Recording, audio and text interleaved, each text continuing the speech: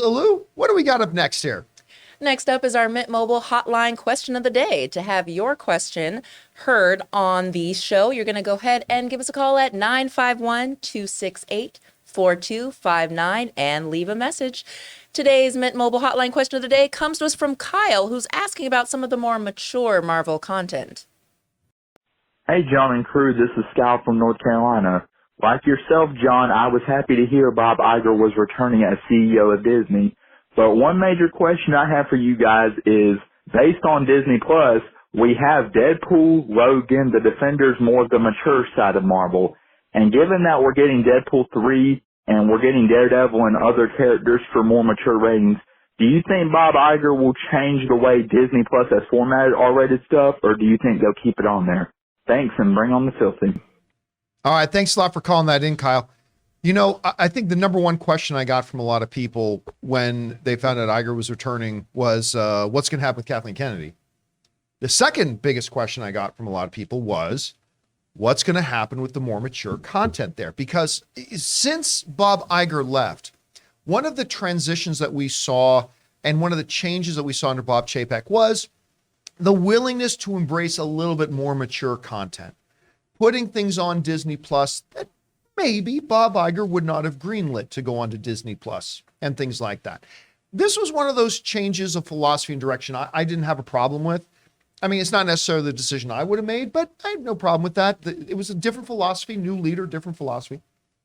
So the question becomes, now that Bob Iger is back, what happens with the content that Disney, number one, creates, and then number two, puts out on Disney Plus?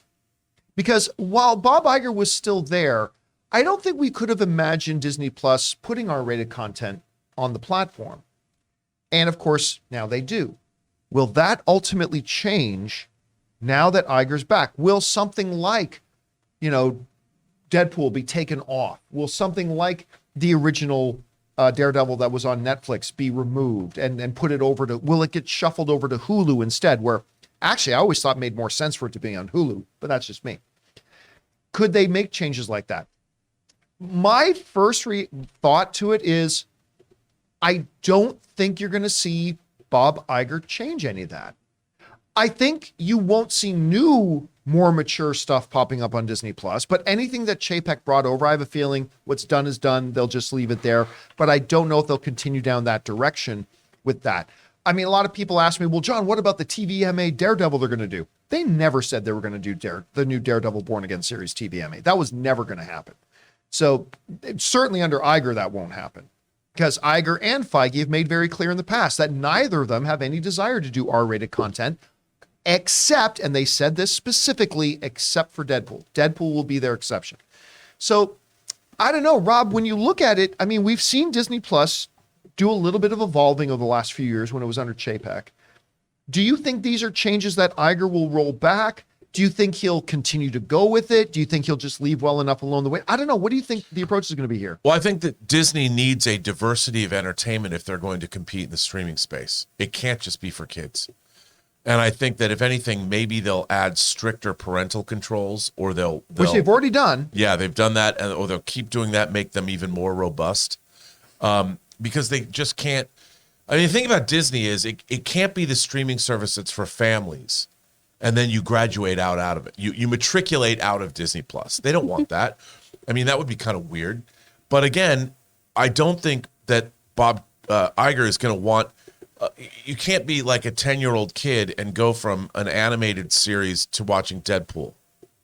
They're not going to want that either, because then parents are going to get pissed. So they've got those parental controls, but I could see it becoming more robust, or doing something like, they have in foreign countries like Disney Star or something. It's called, where that's where their adult content is. I could see it's actually like a section on Disney Plus. Yes, I could see that bifurcation happen, where it's all available. You can pay for it and get what you want. But because Disney can't afford to remain just a family streaming service, it's got to have more stuff to compete. So I think that maybe he'll do some of that, but they're not going to stop making material for adult audiences. Mm-hmm. Have they ever made material for adult audiences? Well, I mean, what's really interesting about Disney was, remember, you had Hollywood with Pictures Touchstone and back in Touchstone. the day, yep. So Touchstone was PG-13. You had Splash, PG-13, and then R with Hollywood Pictures. You had things like Ruthless People and Down and Out in Beverly Hills. Where are those movies on physical media? But it's almost like they want to forget that they did that. Yeah, Where's Blood In, Blood Out? They haven't done that for a long time. No, they haven't done it for a long time, and it's weird that those movies are kind of unavailable. It's almost like, I just want Blood In, Blood Out in 4K. Can I have that Touchstone? Come on, please, give it to me. Yeah. I don't want to watch a bootleg version on YouTube because it's there, but I do think that they will eventually be doing that. They're going to have to compete. Chris, we see that. I mean, we've speculated before that maybe what they do in other territories where they take Star, put it as a section on Disney Plus, and that's where all the content that is under Hulu here goes, that maybe Hulu becomes a section of Disney. I don't know. With Bob Iger back now, do you see them doing any sort of a change of a direction, maybe rolling it back, maybe continue moving forward? What do you think is going to happen here? Well, this is one of the few things that I think Bob Chapek did well on, honestly. There was this interview back this last October with the Wall Street Journal where he talked about, I want to be respectful of the brand, but I think we all might be a little too precious with this, and our consumer base doesn't have these strict guidelines like we do about what is or is not Disney programming. And if they have that kind of elasticity, maybe we should too. And I thought that was very insightful. And I think we have seen more mature shows within the existing IP. Andor comes to mind, right? Yeah. Well, when we think of mature content or things that maybe aren't family friendly, it doesn't mean like slasher films or gratuitous sex. It could just be something that is a bit more highbrow or a bit more PG-13 because there is more violence or thrill or suspenseful moments. Things are rated for reasons of all kinds, right? So I think that Bob Iger would continue to at least have these things exist as they are. Maybe we won't add too many more. Maybe we're not going to go buck wild on this, but he's one of the people who approved that Deadpool should remain rated R. So I think he knows that, forwards ever, backwards never. All right, guys. Question is for you. Thanks. What do you think is going to happen here, particularly with Disney Plus, but maybe with Disney's content overall, Marvel, Star Wars?